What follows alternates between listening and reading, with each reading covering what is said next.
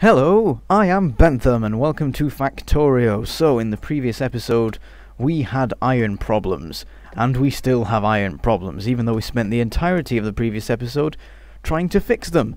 So today that's what we're going to carry on doing, I suppose.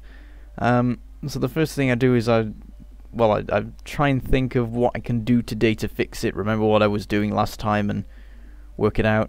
And one of the things that I decide to do though is based on what a comment on my previous video by a subscriber called Orko, who pointed out that a good strategy for steel production is to not allow it to have access to your entire production line.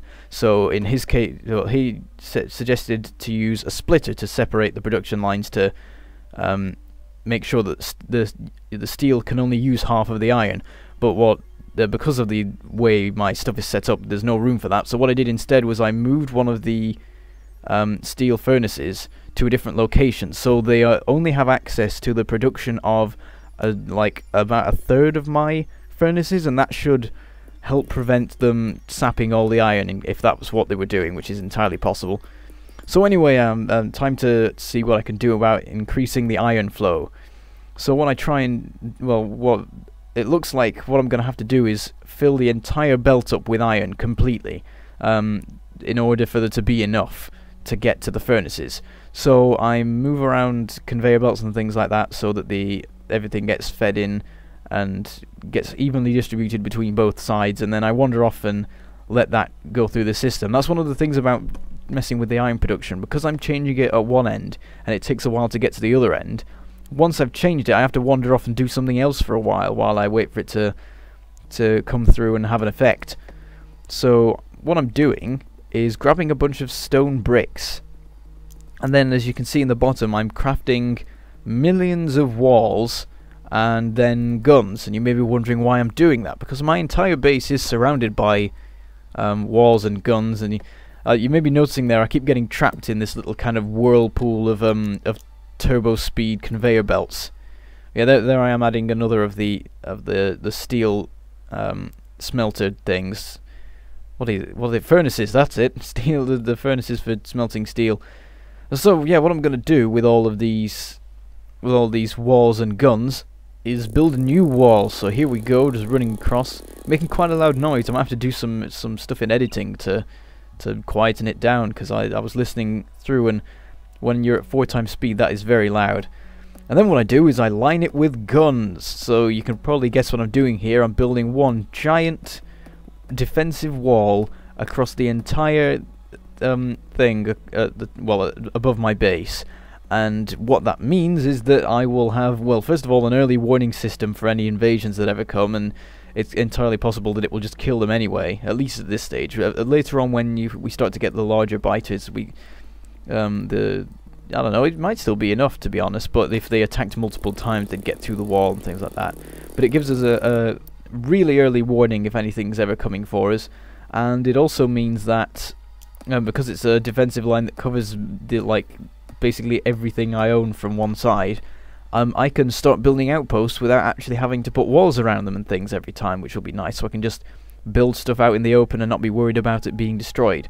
Of course, at some point I'll need to put a wall in at the bottom to sort that all out, because obviously the biters can still get through from there, but they'll be going directly from my base and not for the big plain to the west of my base, which is just a huge open space that I could build stuff in, which is quite good, because there's no trees or anything. And of course, if there were trees, it could help me with like getting rid of pollution and things. But of course, yeah.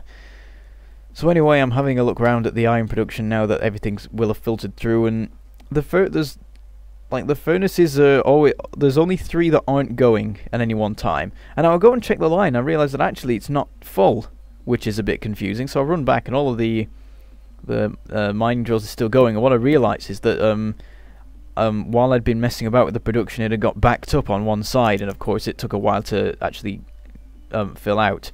So there was actually a gap, and I've now plugged that with some more mining drills, so with any luck that is enough to at least get 2 of the 3 remaining furnaces going.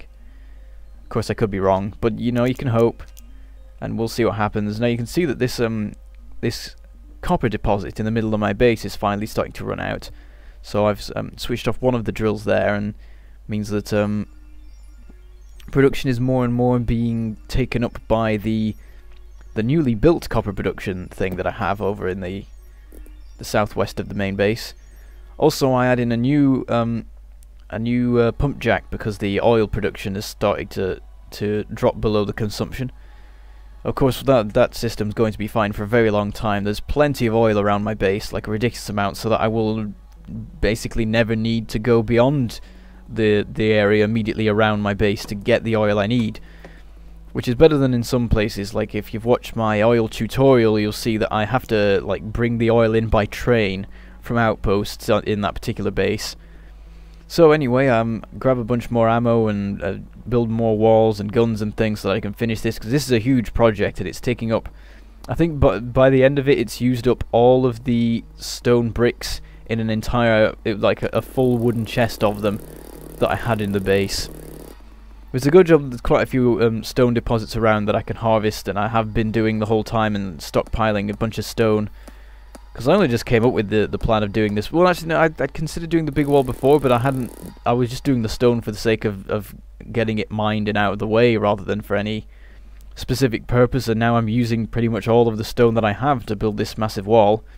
Anyway, now that we have that wall, we can start building outposts within its perimeter, without having to put walls around them. And the first one I do is a new iron mining outpost, because I've decided that it's just not going to work packing as much iron as I can onto that conveyor belt, and because it's still not enough. I'm going to have to do something about it. So I'm adding another 6 mining drills to the situation, and I've hooked all those up to the system, though a problem is they need effectivity modules, so the pollution is going to be catastrophic, and we're going to have to do a big upgrade to the power system. But what's happened is, because all of the engines have been produced now on that new line I made, it's not sapping all the iron before it gets to circuit production, so the circuit production's picked up, and now it's making a bunch of effectivity modules again, which I'll be able to use and put onto the mining drills. So already things are looking up in terms of our iron production, because one of the things is that right now our usage of it is a bit crazy. Well, it was. Now it's getting better because we've filled out our engine production, and also I stopped taking out the new blue conveyor belts, so that's now finished filling up, and it's not sapping the production anymore. So it is nearly fixed already, but you know, we don't want to be relying on some production systems not being in use. So I put all the effectivity modules into the mining drills, and then I start expanding the conveyor belts. Of course, I need to work out where to put it, and after a little think about it, I have an idea. So I'll just get that tree out of the way, get a bunch of conveyor belts down, and then run all the way down here over to the other production line. Well, the ore transportation line. In hindsight, I wonder if maybe I should have just done trains, because it might have been easier, and like maybe even use less material, and also the trains. And you know, why would you not do trains if you can do trains? So anyway, piping all this along, what you saw there was I was feeding this new production line and the other main one into a splitter, so that the ore is being evenly distributed between the two. Which is something I mentioned before, actually. I think there's a couple of places where, yeah, I'm using it on that copper line there, and maybe in the odd other place, I'm not sure. It's actually only this playthrough that I've started using that, I think, and then I know I might have tested it once in a like the one before this that I did. Anyway, what we now do is get ourselves some more smelters. I can't remember where I got those from. I think I either made them or somewhere else had stopped using them. Whatever. I have some and I put them down. Random bit of stone there that'll probably be annoying in the distant future.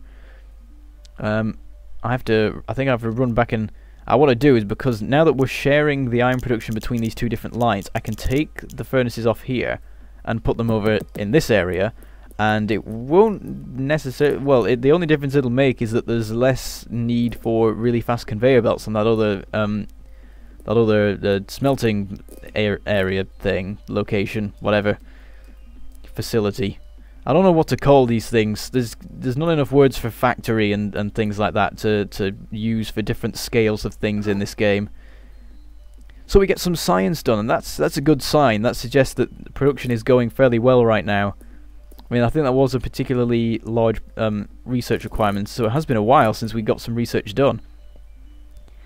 So now we hook that up to the main system.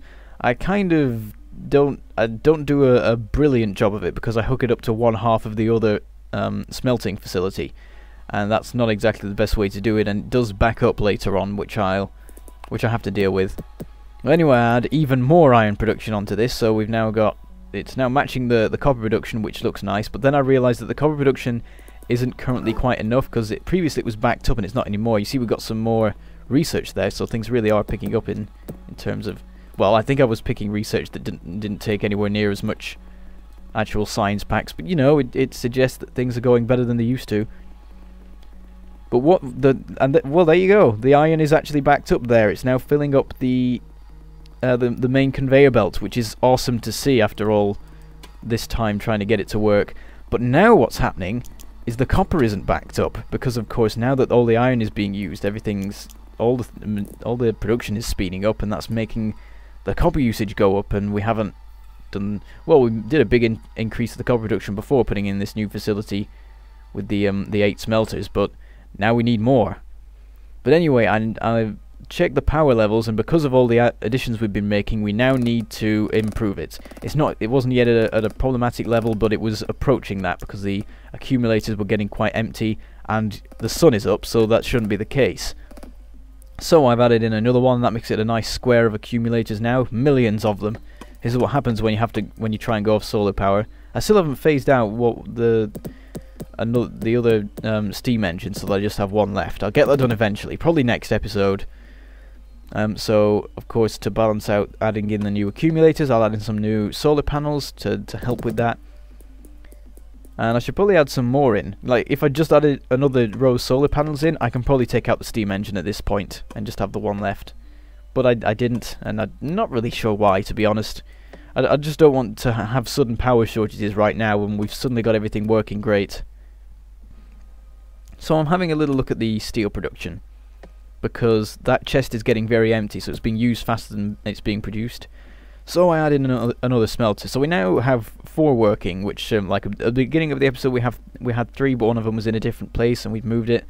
It looks like just taking them off that part of the production line is actually enough to feed them all, so maybe they weren't actually using that much of the iron production, but I thought they were, so I don't know, I could be wrong. But I've not been paying much attention to what they're doing there, so maybe sometimes they're not actually operating, and I've not realised that. Some more science gets done.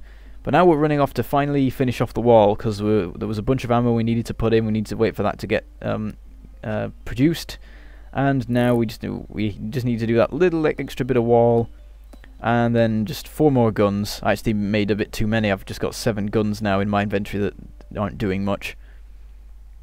So that wall is now finished, and we are now completely protected from any invasion forces that want to come from the north, which is awesome.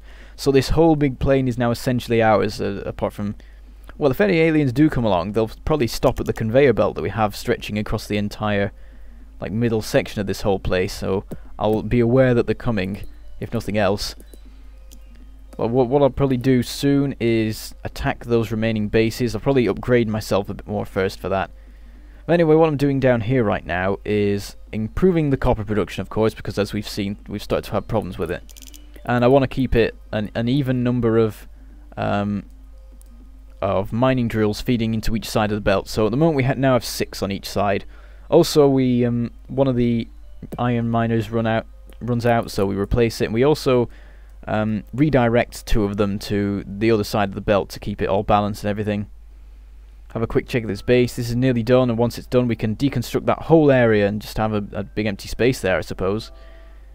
I mean, I don't need to, but I might as well to get the materials back and things like that.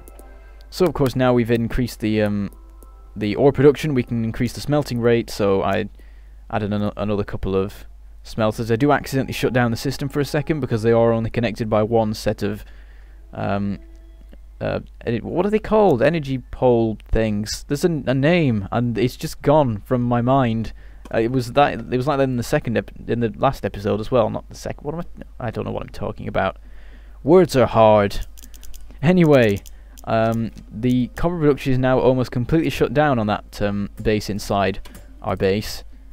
Whatever.